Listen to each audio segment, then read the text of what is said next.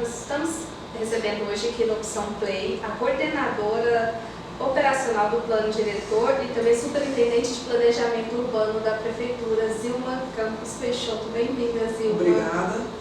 Vamos falar um pouquinho sobre como foi a preparação para a elaboração dessa revisão do plano. Há quanto tempo, como foi a escolha do grupo, há quanto tempo vocês estão trabalhando em cima desse projeto? Bom, nós já estamos trabalhando nesse projeto há 2 anos, praticamente 2 anos. Foi formada a comissão do plano diretor, com 48 participantes, e dentro da distribuição foi realizado em 6 eixos. Nós tivemos então o eixo de gestão urbana, o eixo ambiental, o eixo de mobilidade, o de desenvolvimento econômico, desenvolvimento humano e o eixo de ordenamento territorial. Então, dentro dessa estrutura, nós temos um coordenador para cada eixo, que fizeram todos os trabalhos de pesquisa, de diagnóstico, de prognóstico, até que pudesse então se chegar à minuta. Então foram, além da participação dessas 48 pessoas, nós também tivemos a participação da sociedade, através das consultas, das audiências públicas. Além disso, nós fizemos mais de 270 reuniões, trazendo para discussão CREA, CAL, Ministério Público, a sociedade, de um modo geral, Saneago, Enel, enfim, todas as instituições que precisavam trazer as necessidades para estabelecer uma minuta que viesse atender melhor o uso e ocupação da cidade. E dentro disso, vocês fizeram uma análise do plano anterior, viram que é preciso avançar. Qual a ideia inicial, qual o objetivo desse plano? Sim, isso foi a primeira coisa que foi feita. Qual o caminho? Para onde vamos? Nós vamos dar continuidade às diretrizes estabelecidas em 2007, vamos buscar novas diretrizes. Entendeu-se que o melhor a seguir seria dar continuidade às diretrizes para se poder até consolidar os projetos ou as diretrizes estabelecidas em 2007, principalmente na questão da ocupação territorial. Nós permanecemos com a diretriz de ocupação dos 350 metros aos longos dos eixos de desenvolvimento econômico. Então, acho que essa é a maior demonstração, digamos, da continuidade, de continuar o programa, o planejamento da conclusão da implantação dos eixos de desenvolvimento. Por que disso? A gente, estudando e fazendo todo o diagnóstico, entende que esse é o melhor modelo para aplicação do plano.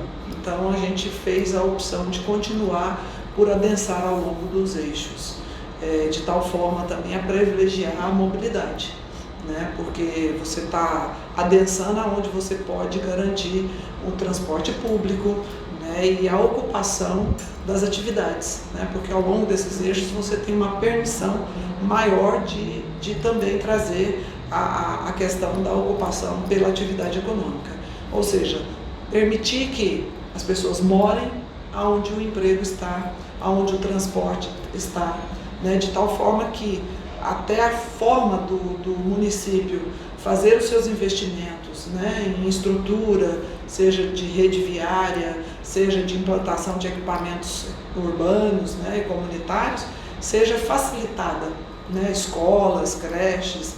Então, quando se levantou o diagnóstico, o que se pensou foi exatamente isso: vamos dar continuidade, porque esse nos parece ainda ser o melhor modelo. E esses 6 eixos, eles se encontram dentro do humano, é isso? De uma cidade melhor para o habitante? Sim, todos os eixos eles têm uma correlação. Não tem como você falar que vai permitir um cidadão conviver numa cidade que não cuida do ambiental, que não se preocupa com a mobilidade, que não define claramente onde eu posso morar, onde eu posso ocupar.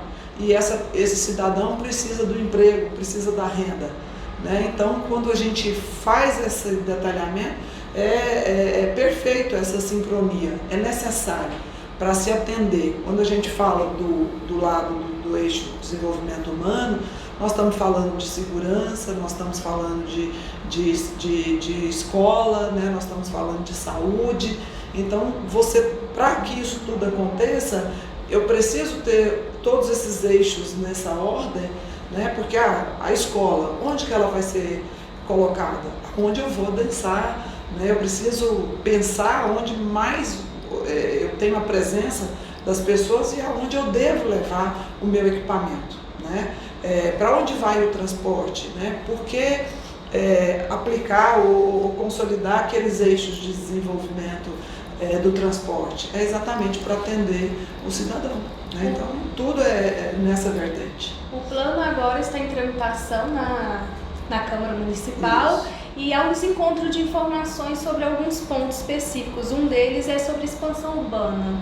Alguns dizem que não existe expansão urbana, outros dizem que existe, que é corretivo somente. Explica um pouco para a gente como que foi pensada a expansão urbana dentro desse plano. Tá bom. Quando a gente fala, acho que expansão mais no sentido de que se você está trazendo alguma área que está na rural para a urbana, ok, houve sim um processo de expansão. Mas esse processo ele vem na linha corretiva, né? Então, quando a gente olha para os 7 hectares que a gente está falando, né? 17 hectares, né, de ocupação que estão vindo da macrozona rural para a urbana, nós estamos falando que 8 são 2 polos de desenvolvimento, mais 3 para um específico de proteção ambiental. Então, nós estamos falando o quê? De 8, 12, 11, né? Nós estamos falando que sobrou 8. Desses 8, nós tivemos, dentro do que foram as diretrizes para trazer essas áreas para a macrozona, nós respeitamos alguns parâmetros definidos. Por que nós fizemos essa definição? Porque fazendo o diagnóstico no município, não havia necessidade de você trazer novos vazios urbanos, considerando todos os vazios urbanos já existentes, né? Então, a gente tem área suficiente para aplicar toda a nossa necessidade de moradia, né? Então, não há que se falar mais em estimular a aplicação de novos parcelamentos, né? Então, dentro disso, quais foram as diretrizes? Nós buscamos alinhar aquela área que ela estava uma parte dentro da macrozona urbana e uma parte na rural, ou seja, o proprietário ele vai seguir qual parâmetro, né? Então, se ele era mais de 40% dentro da macrozona urbana, ele veio para a macrozona urbana. Se ele era inferior a isso, ele foi para a macrozona rural, né? Além disso, foram a questão das regularizações fundiárias, porque lá atrás abre-se, por exemplo, um parcelamento dentro do INCRA, né? Ou seja, parcelou em chácaras, mas ao longo do tempo essas pessoas não respeitaram esse parcelamento. E aí, numa fração, né, uma área de 5 mil, 10 mil, ele fracionou isso em lotes e vendeu de uma forma cartorária, né? Ou seja, sem que pudesse passar esse reparcelamento dentro da prefeitura. E as ocupações aconteceram, né? E aí é o que a gente chama de estabelecer as regularizações, né?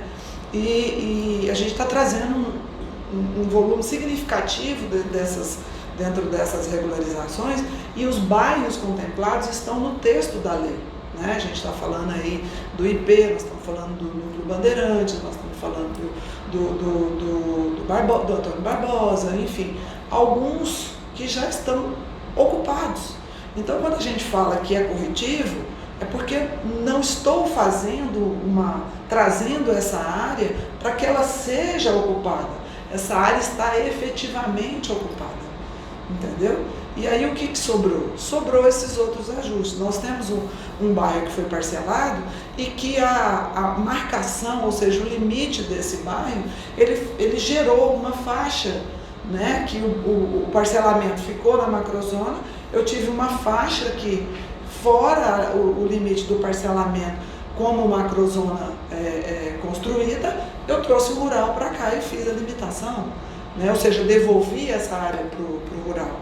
Então, acho que, assim, por isso que a gente enfatiza tanto que nós não estamos falando de uma expansão, e sim de um ordenamento, né? Nós tivemos áreas que ficaram isoladas, ilhadas, né? E aí sim, é o que a gente estava falando, vamos fazer um ajuste para tirar algumas áreas do isolamento. Olhando no mapa, tendo essa visão mais clara, você vai ver que ele perdeu a essência de ser um imóvel rural. Ele está com todas as ocupações, né, já não permitindo que ele exerça ali, né, uma ocupação rural. E ao fazer essas correções, o que muda para quem mora ali, de fato? Hoje, por exemplo, quando você fala que eu tenho uma área que ela está na macrozona rural, só para você ter ideia, se ele quiser fazer um projeto para melhorar a casa dele, eu não tenho parâmetros urbanísticos. Eu não posso aprovar um projeto para ele edificar, né? Por mais que eu leve lixo, algum tipo de serviço, mas eu não tenho um princípio que faz com que, de repente, eu avalie melhor se ali precisa de uma creche, se precisa de uma escola, né? Eu preciso trazer isso até para dar dignidade às pessoas que ali estão, né? Por isso que a gente enfatiza tanto, não é expansão, e sim um reordenamento nesse sentido. E ao receber esses questionamentos, o corpo técnico que participou da elaboração de todos esses estudos tem buscado diálogo, esclarecer isso, está participando de audiências? Como que está sendo? O grupo técnico está participando de 100% das audiências promovidas pela Câmara, né? Ora audiências, ora são reuniões, mas nós temos nos debruçado, nos dedicado, a nossa agenda prioritária nesse momento é exatamente dar o apoio. Como que isso vai acontecer? Existem muitos questionamentos. O plano diretor ele não estabelece o prazo, o plano diretor não estabelece o como. O plano diretor ele é um conjunto de diretrizes, né? É uma norma que dá planejamento para a cidade, né? Então, dentro disso, eu tenho, por exemplo, o ordenamento territorial, ele é mais auto-aplicável, né? Porque eu digo onde eu posso morar, onde eu posso adensar, o que às vezes eu posso ou o que eu não posso fazer.